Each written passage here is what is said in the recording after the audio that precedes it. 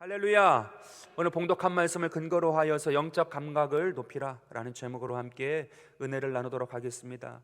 옛말에 원숭이도 나무에서 떨어진다라는 말이 있어요.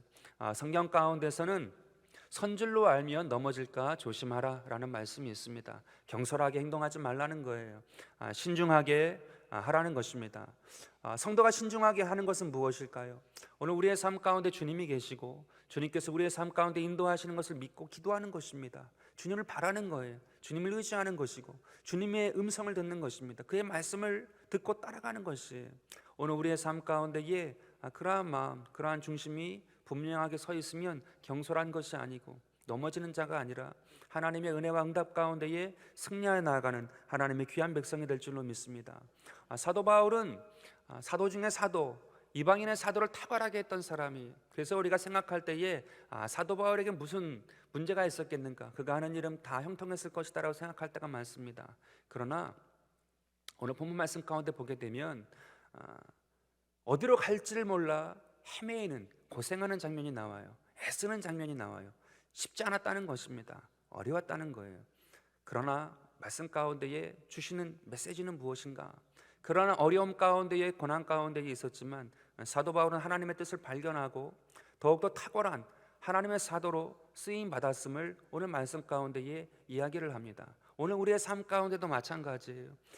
주님께 의지하고 끝까지 주님을 바라고 하나님께서 오늘 나의 삶 가운데 어떠한 말씀을 주시는가, 거기 하나님의 뜻을 발견하고 나아가게 되면 우리의 삶 가운데에 하나님의 주시는 은혜와 승리와 축복이 항상 함께 있는 줄로 믿습니다. 그렇다고 하면 어떠한 사람이 이 하나님의 뜻, 하나님의 음성을 듣고 믿음으로 승리하여 나아가는 인생이 되는가? 첫 번째로 자신의 한계를 경험한 사람이 하나님의 뜻을 발견하는 것을 이야기합니다. 여러분, 자신의 한계를 경험했다는 것은 단순히 노력만을 열심히 한 사람을 말하지 않습니다. 노력만을 열심히 하게 되면 어떠한 한계에 부딪힐 때에 번아웃 되죠. 탈진된다라고 얘기해요.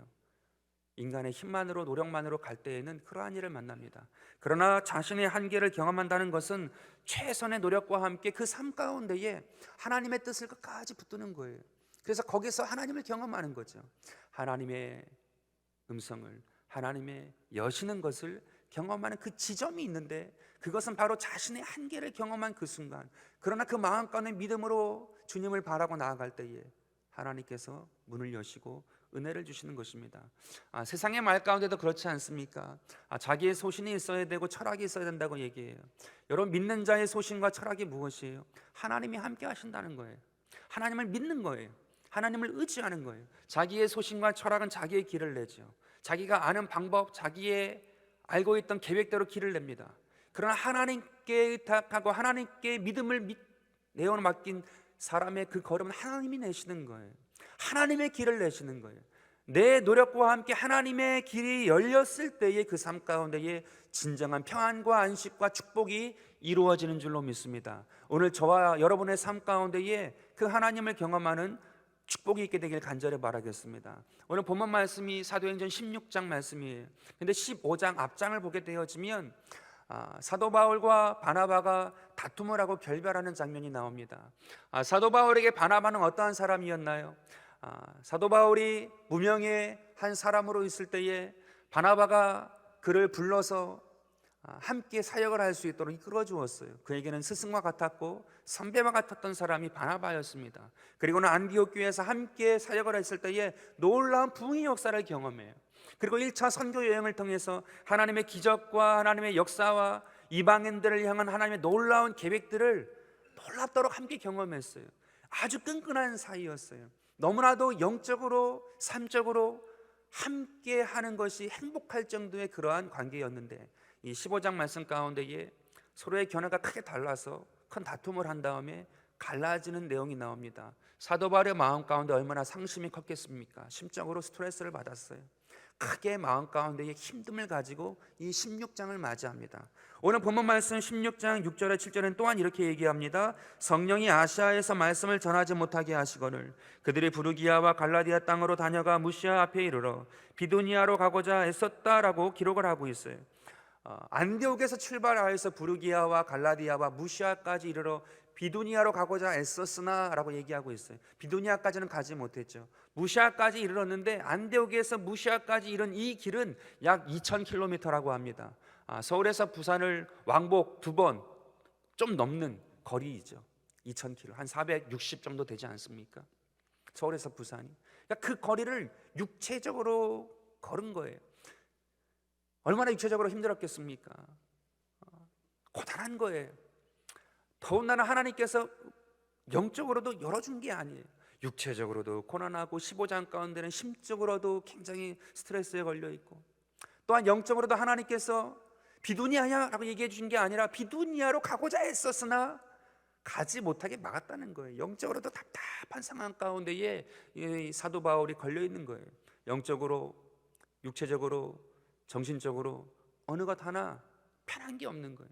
그러한 상황 가운데에 빠져있는 이 사도 바울, 그러나 그가 믿음으로 끝까지 나아갈 때에 주님께서 마게도니아인 환상을 보여줌으로 말미암아 그 자신의 한계점에 도달한 그에게 하나님이 길을 활짝 열어주세요.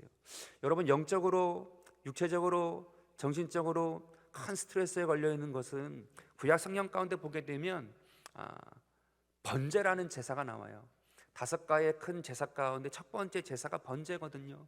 그 번제는 짐승에게 죄를 전가한 후에 그 죄를 완전히 불태우는 거예요. 뼈까지 완전히 온몸의 모든 것을 다 태운 다음에 하나님께 올려드리는 제사가 번제인데, 우리의 영적인 것이, 우리의 육적인 것이, 우리의 정신적인 것이 큰 스트레스에 걸려있다는 것은 어찌 보면 내 의지가 아니고 내 자랑이 아니고 내 계획이 아니고 이제 하나님께서 행하실 수 있는 그런 번제와 같은 상황인 거예요. 하나님이 보실 때 우리는 죽을 것 같고 우리는 한계점에 만나서 모든 것을 다 포기해야 되는 상황 같지만, 하나님이 보실 때에는 이 사도 바울을 통하여 볼 때에 주께서 거기서부터 놀라운 일을 행하여 주시는 것이, 오늘 저와 여러분 삶 가운데 이 사도 바울과 같이 영적으로나 육적으로나 정신적으로 큰 어려움 가운데 있는 분이 계십니까?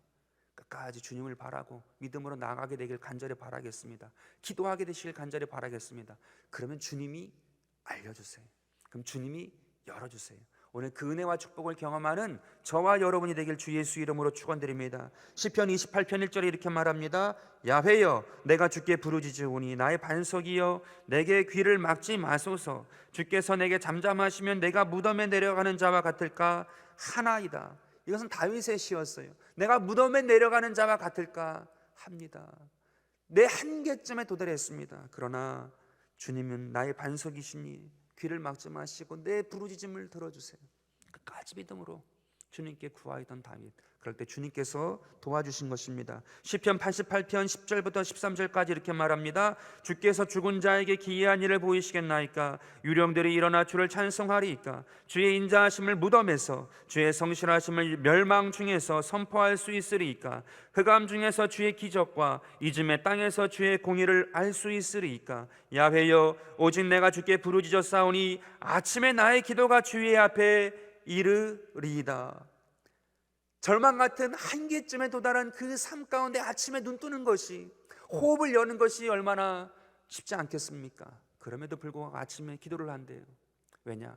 그런 한계 가운데 도달되어진 그러한 상황, 죽은 자에게 유령들 가운데에 무덤에서, 멸망 중에서, 흑암 중에서, 이즘의 땅에서 그 한계에 도달했지만 나는 주님을 바람으로 말미암아 이 눈 뜨는 것이, 이 호흡하는 것이 괴롭고 힘들고 어렵다 할지라도 믿음을 놓지 않고 주님께 기도하고 이 아침에 주님을 찬양하겠다라고 고백하는 것입니다. 오늘 저와 여러분의 삶 가운데에 그 믿음이, 그 마음이, 그 중심이, 그 기도가 살아있으면 주님께서 반드시 길을 내시고 은혜를 더하여 주실 줄 믿습니다. 구약 성경의 요셉의 인생, 우리의 삶 가운데 큰 은혜를 주지 않습니까? 첫 번째, 그의 삶은 총리까지 이르는 삶이었어요. 두 번째, 그의 삶은 애굽에서 형들을 만나고 화해하는 장면이었어요. 세 번째는 야곱 아버지와 회우하면서 그 모든 것 가운데에 장래 일들에 대하여서 이야기를 합니다. 근데 이 요셉의 삶 가운데 깨달은 것이 무엇이었습니까? 한계에 도달될 정도의 최선의 노력과 최선의 수고 있다 할지라도 하나님이 돕지 않으면, 하나님이 건지지 않으면, 하나님이 길을 내지 않으면 안 되는 것을 깨달아요. 총리 될 때까지의 그 과정이 그러한 과정이었어요. 자, 그런데 그가 총리가 되어서 애굽의 2인자가 되었습니다. 우리가 무엇인가 이루게 되어지면, 또한 성취하게 되어지면 과거 생각하잖아요. 예전에 해보지 못했던 것, 없음으로 해보지 못했던 것, 또한 약해서 해보지 못했던 것 막 하게 되잖아요. 먹고 싶었던 것도 먹고, 사고 싶었던 것도 사보게 되고, 혹시라도 엉망되어지거나 내 마음 가운데 힘들었던 것이 있으면 풀어내려고 하잖아요. 씻어내려고 하거든요. 요셉이 총리가 되었습니다. 국무총리가 되었어요. 그의 마음 가운데 엉그러진 것이 무엇이에요? 형들에 대한 거잖아요. 첫 단추가 그렇잖아요. 자기를 팔아버렸어요. 죽이려고 했어요. 죽이려고 했다가 판 거 아닙니까?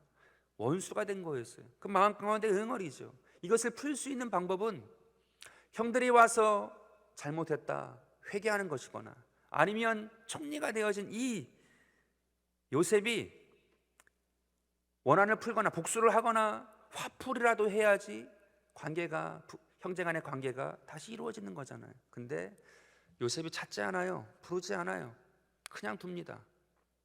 시간이 흘렀어요. 풍년의 7년이 지나고 흉년의 때가 오자 가나안 땅 가운데 먹을 것이 없어졌어요. 형들이 먹을 것을 구하기 위해서 애굽 땅에 오지 않습니까? 그리고는 동생인 요셉을 알지 못하고 알아보지 못하고 넙죽 엎드려서 식량을 구합니다. 그때 요셉이 마음을 열지 않아요. 자기를 밝히지 않고 복수갚지도 않고 화풀이하지 않아요. 그것은 요셉이 생각할 때에 이제 자신의 한계를 경험하고 하나님의 은혜를 경험했던 그 경험에 비추어 볼 때에 이것은 하나님께서 여셔야 되는 것이다라고 생각한 것 같아요. 근데 형들도 요셉이 동생인지 모르니까, 애굽의 총리가 동생인지 모르니까 회개하지 않죠. 그러니까 요셉이 한 것이 무엇입니까? 그의 같은 어머니의 동생이었던 베냐민, 라헬의 같은 형제였던 베냐민, 그 동생만을 자기가 데리고 있고자 하는 마음을 가져요. 그래서 베냐민을 놓고 가라라고 얘기합니다. 그러자 그때의 넷째 형이었던 유다가 아주 귀한 이야기를 합니다. 애굽 총리님, 이 아이, 이 베냐민은 아버지와 생명이 연결되어 있는 막내입니다. 이 아들이 고향 가나안 땅에 가지 아니하면 아버지가 슬픔 가운데에 죽을 것입니다. 그러니 이 아이를 담보로 잡지 말고 나를 대신하여 종으로 삼고 이 아이를 가나안 땅에 보내주셔서 아버지 야곱의 품에 있게 해달라고 해요. 자, 그 얘기를 요셉이 들었을 때에 그 형의 이야기는 회개하고 용서하는 이야기였어요. 직접적으로 요셉에게 이야기한 내용은 아니었지만 자기가 사랑하는 베냐민을 향한 유다의 마음이 진정으로 이제는 사랑하고 진정으로 이제는 용서하는 그 마음이 들린 거거든요.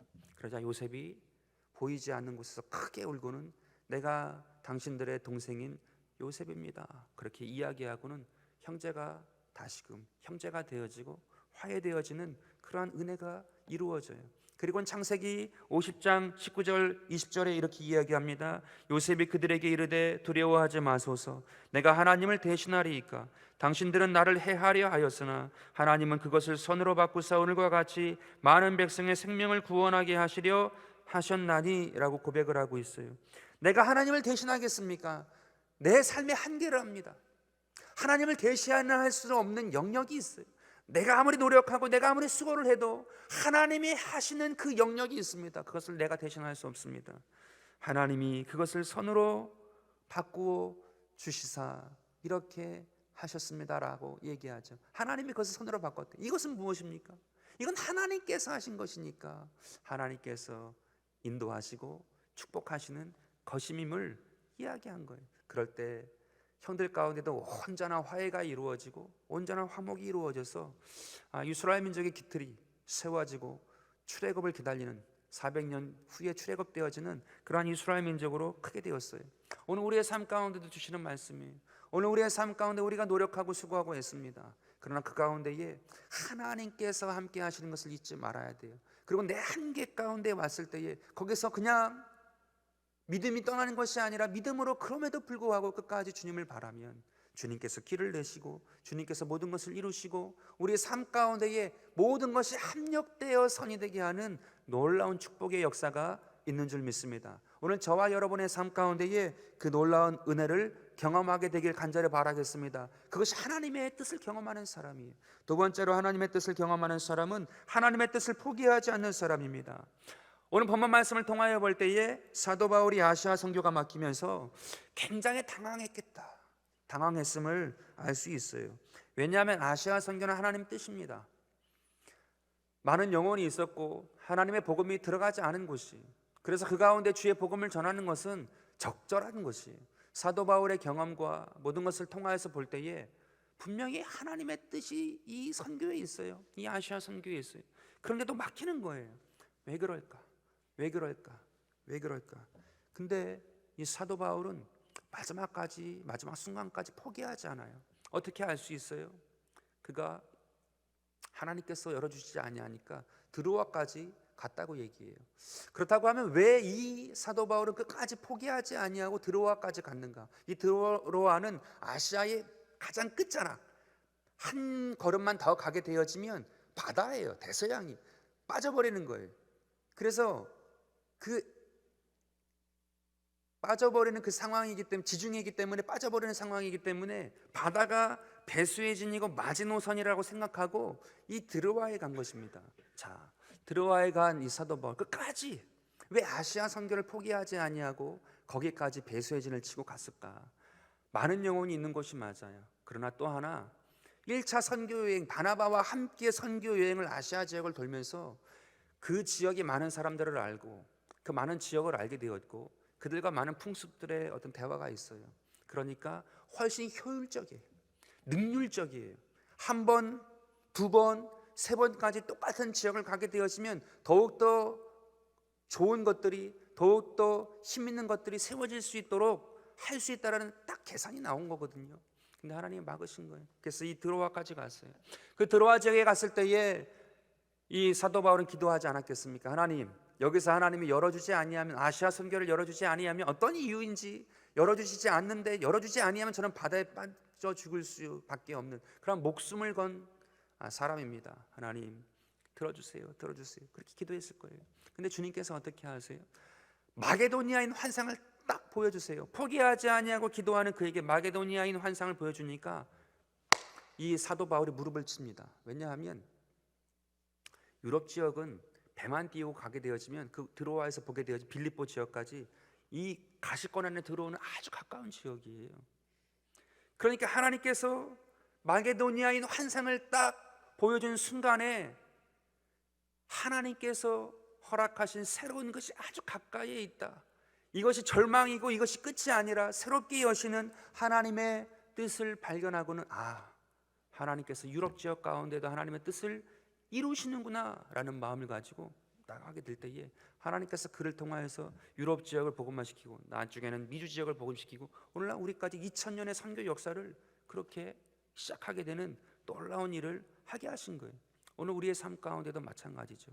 주님께서 어느 한순간에 딱 무릎치게 하시는 그러한 것이 있어요. 그것은 막힘일 수 있고, 그것은 답답함일 수도 있고, 그것은 잠깐의 어려움일 수 있지만 끝까지 포기하지 아니하고 주님을 바라고 나아간 사람 가운데 오히려 2000년의 역사에 시작이 되었던 것처럼 우리의 삶을 여시는 그러한 축복이 예배되어 있는 줄로 믿습니다. 제가 군대에 있을 때에 병장을 딱 달고 나니까 한 달 전에 IMF가 터졌어요. 그래서 같이 있던 동기생들끼리 그런 얘기를 많이 했습니다. 야, 나라가 망했는데 우리 나가서 뭐 먹고 사냐? 이거 우리 군대에 이제 완전 우리 그냥 말뚝 해야 되는 거 아니냐? 우리 하사관 할까? 그런 얘기도 하고, 저희가 수송부대였거든요. 이제 운전 특기가 있으니까 나가서 운전해서 운전으로 살까? 아니면 정비병들도 있으니까 정비병들은 또 정비로 하고 살다. 이제 그런 얘기들을 많이 했었어요. 이게 얼마 안 남으니까, 제대가 얼마 안 남으니까 그 마음에 긴박감이 있는 거예요. 근데 저도 집에 전화가 걸어 보니까 집이 편치 않아요. 사회적으로도 그렇고 가정적으로도 편치 않고, 제대는 얼마 남지 않고 굉장히 스트레스가 걸리더라고요. 어떻게 해야 될까? 잠이 안 와요.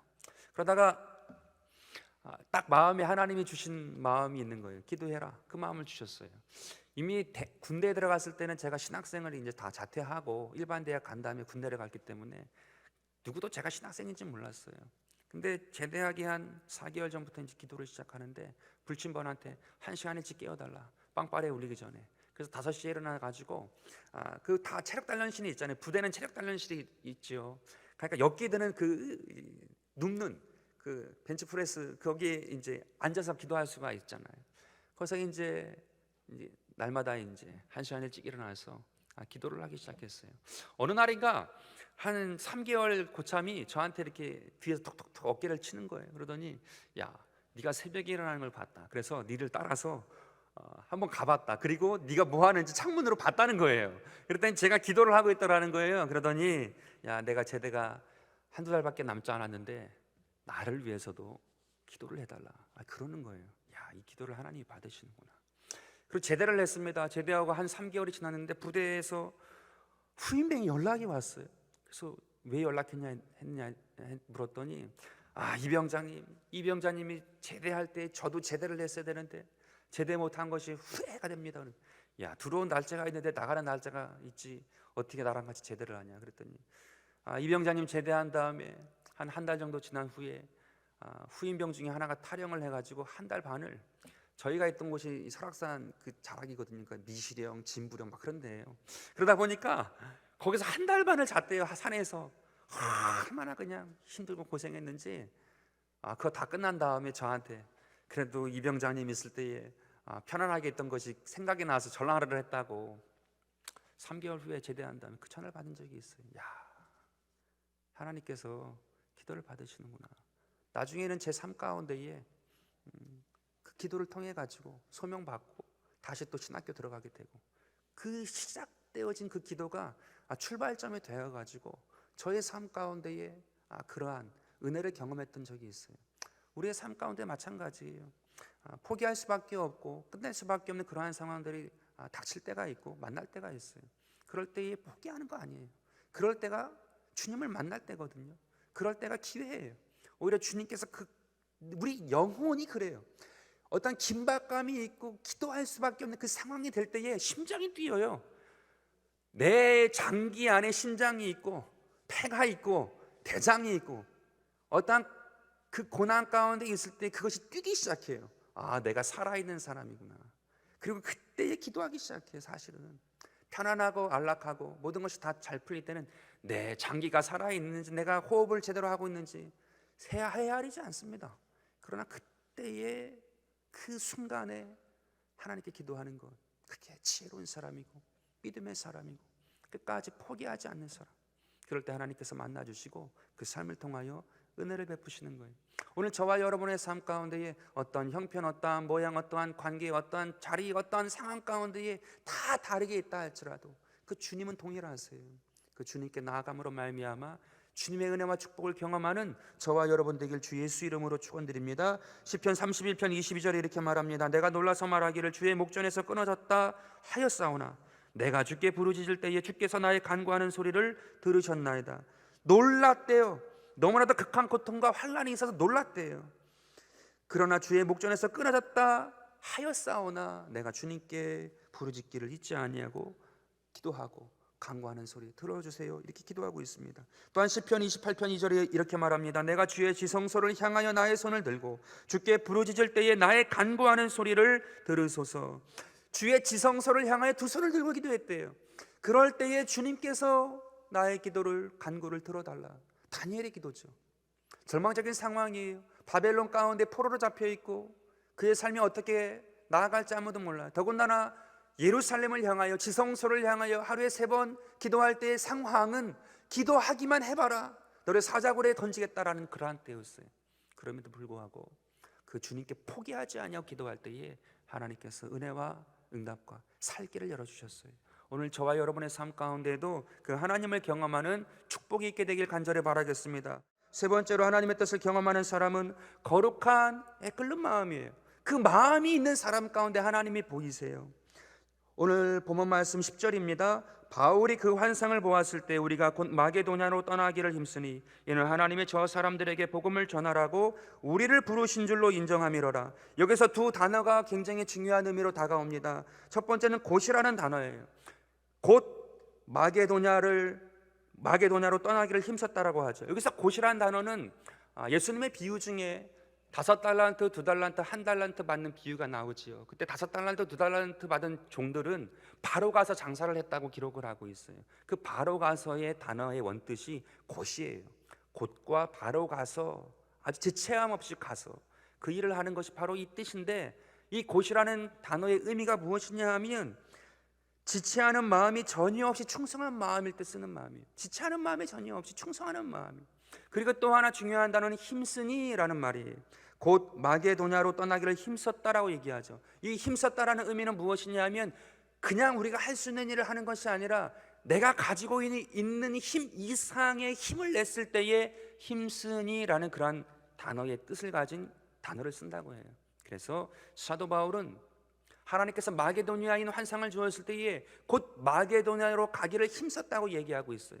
여러분, 이게 그냥 우리가 볼 때는 그런가 보다, 사도 바울이니까 그런가 보다 하지만 자기가 아시아로 가려고 굉장히 애썼던 사람이에요. 그리고 아시아에 대한 모든 계획과 모든 스토리가 다 있어요. 근데 그것을 딱 끊고 하나님께서 마게도니아의 환상을 확 보여준 다음에 걸로 가라고 했을 때에 순종할 수 있는 사람 많지 않습니다. 우리의 마음의 계획이, 우리의 마음이 이미 많이 가 있어요. 근데 하나님께서 보여주신다고 하여서 그대로 곧 힘써 행할 수 있는 사람이 우리 삶 가운데 그렇게 많지 않아요. 마음에 누군가 하겠지, 아니면 난 좀 쉬어야지, 내 뜻과 반대되는데, 그런 마음이 먼저 들어올 때가 얼마나 많은지 몰라요. 근데 사도 바울은 곧 힘써서 그 마게도니아로 갔을 때에 그를 통하여서 하나님께서 놀라운 축복의 역사를 이루는 것이 오늘 우리의 삶 가운데 동일하죠. 하나님께서 우리의 삶 가운데에 자꾸 안 열어주시고 힘들게 하실 때가 있어요. 개인의 삶 가운데 사업장도 마찬가지고 자녀도 마찬가지.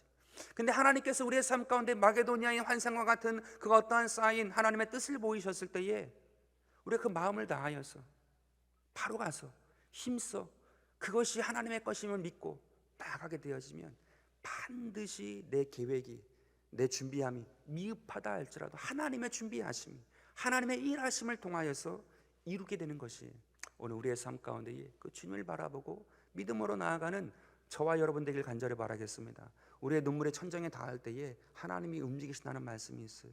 오늘 우리의 삶 가운데, 개인의 삶 가운데도 마찬가지, 가정과 자녀의 삶 가운데도 마찬가지, 교회의 삶 가운데도 마찬가지, 우리 삶 가운데 그 기도가 차고 차야 하나님께서 움직이세요. 근데 우리의 개인의 삶의 문제가 있을 때에도 요즘엔 기도하지 않은 그런 분위기예요. 기도하지 않아요. 그냥 시간 가면 누가 도와주든지, 나라가 도와주든지, 죽지 않게 해주겠지, 그러한 생각을 할 때가 얼마나 많은지 몰라요. 그러나 그렇지 않습니다. 주님의 방법은 그렇지 않아요. 바로 너예요. 바로 나예요. 하나님께서 나를 통해서 복을 주시기 원하세요. 그 주님을 믿고 기도하고 의지하고 나아가는 자 가운데에 하나님께서 허락하시는 복, 하나님께서 2000년 역사 가운데에 그 선교 역사를 바꾸는, 시작하는 그 시발점이 바로 이 사도행전 16장 이 6절부터 10절의 내용이거든요. 이것을 통해서 2000년이 흐른 거예요. 자기의 계획과는 준비하는 전혀 관계없는 하나님의 준비하심으로 나아갔던 사도 바울을 통해서 2000년의 역사가 지금도 왔고 또 흘러가고 있는 거예요. 오늘 우리의 삶 가운데에 그 주님을 의지하고 나아갈 때에 한량없는 은혜와 축복, 하나님께서 허락하시는 그 기쁨을 가지고 승리하는 저와 여러분 될 줄을 주 예수 이름으로 축원드립니다.